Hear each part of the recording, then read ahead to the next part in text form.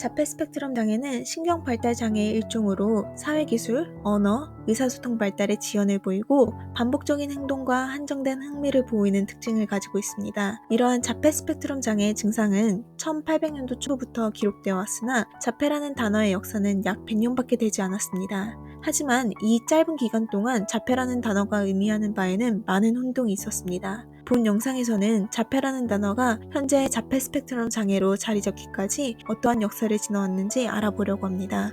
자폐라는 진단명이 생기기 오래전부터 자폐와 관련된 증상에 대해 기록된 흔적들이 발견되곤 했습니다. 그중 잘 알려진 기록 중 하나는 1801년 이타드에 의해 기록된 자료로 프랑스의 한 지역인 아베롱 지역의 숲속에서 발견된 아이에 대해서 묘사한 자료입니다. 그의 자료에 따르면 그 아이는 벌거벗은 채로 네 발로 걷고 있었고 말을 하지 못했습니다. 또한 그 아이는 쉬지 않고 몸을 좌우로 흔들었으며 자기를 돌보는 사람들에게 아무런 감정을 보이지 않았다고 합니다. 그 아이는 아무 것에도 관심을 보이지 않는 경향을 보이며 그 어떤 변화도 받아들이려고 하지 않았고 자기 방에 있는 사물들의 위치를 자세히 기억하고 있었다고 합니다. 총소리에는 아무런 반응도 보이지 않던 그 아이는 작은 호두알 하나가 바스락거리는 소리에 몸을 돌리는 등의 행동을 보였다고 기술되어 있습니다. 이는 나중에 말씀드릴 캐너라는 정신과 의사가 몇몇 자폐 아동들에 대해 묘사한 내용과 여러 측면에서 유사했으나 당시에는 자폐 스펙트럼 장애라는 인식이 전혀 없을 때였습니다. 자폐라는 단어가 처음 사용하게 된 것은 1911년 스위스의 정신과 의사인 브로일러가 성인 조현병 환자의 증상을 진단하는 데 사용했습니다. 자폐란 단어는 그리스어로 자기 자신을 뜻하는 단어인 오토스의 기원을 두고 있으며 이를 영어로 번역하면 오티즘이라고 하며 한국어로 번역하면 자폐라는 단어가 됩니다. 이 당시의 자폐라는 단어는 현실과의 접촉을 상실하고 자기 자신만의 세계에 갇힌 성인 조현병 환자들을 묘사하기 위해서 쓰였습니다. 초기에는 성인 조현병의 한 증상을 묘사하기 위해 쓰였던 자폐라는 용어가 자폐증의 독립적인 증상으로 주목받기 시작한 것은 1943년 오스트리아계 미국인 정신과 및 내과 의사인 캐너의 정서적 접촉에서 자폐적 장애라는 논문에서 비롯되었습니다. 캐너는 11명의 아동들의 사례를 보고하며 초기 유아기 자폐라고 명시하였으며 극도의 자폐적 고독, 지연 방향어, 반복적인 행동 패턴, 동일성 유지에 대한 근심, 강박적 욕구와 같은 성향들을 언급했습니다. 이를 통해 그는 자폐 증상이 조현병의 기본적인 증상과 연관은 있지만 많은 면에서 다른 점이 있다고 주장했습니다. 비슷한 시기인 1944년 캐너와 별개로 정신과 의사인 한스 아스퍼거가 자신의 어린 환자들 중 다른 특징의 경미한 자폐 증상을 보이는 아동들을 명칭하기 위해 아스퍼거 증후군이라는 단어를 처음 사용하게 됩니다. 한스 아스퍼거가 아스퍼거 증후군으로 명칭한 남자아이들의 사례의 경우 모두 매우 똑똑했으나 대인관계에 어려움을 보였으며 강박적 관심을 보였습니다. 또한 한스 아스퍼거의 진단이 캐너의 진단과 다른 점은 해당 아동들에게서 심각한 언어 지체나 인지발달 지연이 보이지 않는 대신 특이한 언어 사용을 보였으며 그 외에 서투른 동작을 보였다는 점이었습니다. 이러한 발견에도 불구하고 여전히 자폐 증상을 아동기에 나타나는 조현병 증상과 개념적으로 명확히 구분되는 별도의 장애로 볼 것인지에 대해 논란이 많았습니다.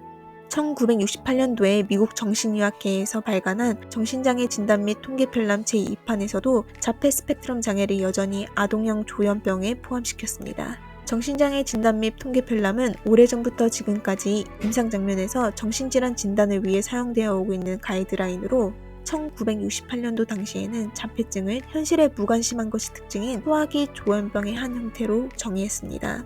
또한 이 당시에는 진단의 부정확성뿐만 아니라 자폐 증상의 원인에 대한 오해도 만연하던 시기였습니다. 이 당시에는 전반적으로 정신질환의 원인을 생물학적이나 유전학적으로 이해하려기보다 삶에서 겪는 사건들로 인해 발생한 것으로 보는 시기였습니다.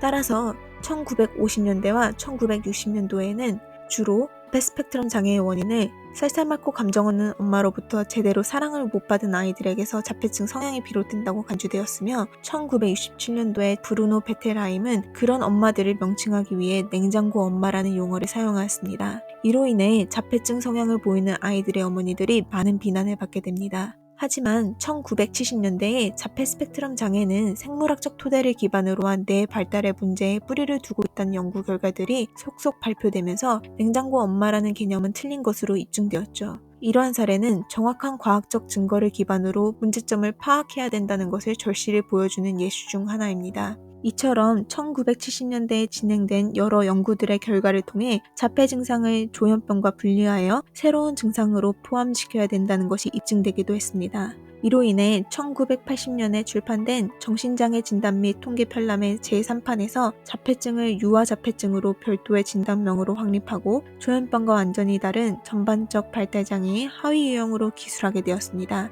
이 개정판에서는 주로 30개월 전에 유아자폐증에 초점을 두었으며 그 외의 기간에 나타나는 자폐증은 비전형 전반적 발달장애로 분류되었습니다. 하지만 이후에도 여전히 진단기준의 불명확성으로 인해 여러 차례 진단명이 바뀌게 됩니다. 각 개정판에서 자폐 성향을 명시한 진단명을 간략히 설명드리자면 1987년도에 출판된 정신장애 진단 및 통계편람의 제3판의 개정판에서는 유아자폐증을 자폐장애로 명시하고 비전형 전반적 발달장애를 불특정 전반적 발달장애로 변경하였으며 1994년에 출판된 제4판에서는 전반적 발달장애의 범주 내에 자폐장애라는 진단을 포함해서 아스퍼거 장애, 아동기 분개성 장애, 레트 장애라는 세 가지의 다른 개별 진단이 추가됩니다. 아스퍼거 증후군으로도 불리는 아스퍼거 장애는 대인관계에 어려움을 보이고 행동이나 관심 분야가 한정되어 있는 등의 자폐 성향을 보이지만 언어와 인지 능력에는 영향이 없어서 고기능 자폐라고도 불립니다. 아동기 분개성 장애의 경우 발병 시기가 늦은 아동기 발달 장애로 알려져 있습니다. 생후 2-3년간은 정상 발달을 보이다가 2살에서 10살 사이에 지적, 사회적, 언어적 기능을 잃게 되는 특징을 보입니다.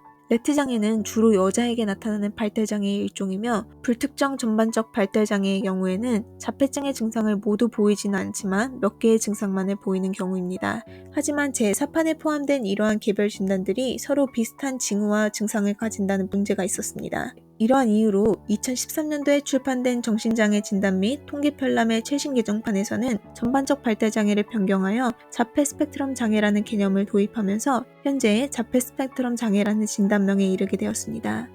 이런 용어의 변화는 자폐 증상에 대한 관점의 변화를 반영한 것입니다. 현재는 전반적 발달장애의 세부 진단들이었던 자폐장애, 아스퍼거 장애, 아동기 분개성 장애, 불특정 전반적 발달장애를 범주적 관점으로 보기보다는 자폐 스펙트럼 장애 내에 하나의 스펙트럼 관점에서 이해하려고 하고 있습니다.